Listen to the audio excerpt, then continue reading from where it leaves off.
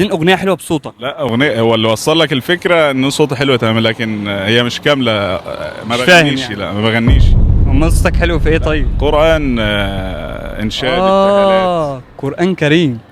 انت متاكد؟ متاكد. طب بص، فعلا لو طلع صوتك حلو في القران الكريم انت هتكسب معانا 1000 جنيه. مفيش مشكله، يلا. نجرب. يلا سمعنا وسمع الناس. ماشي يا سيدي. اعوذ بالله من الشيطان الرجيم.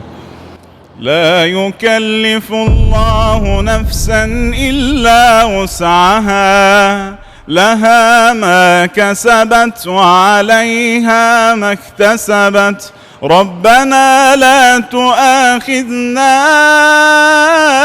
إن نسينا أو أخطأنا، ربنا لا تؤاخذنا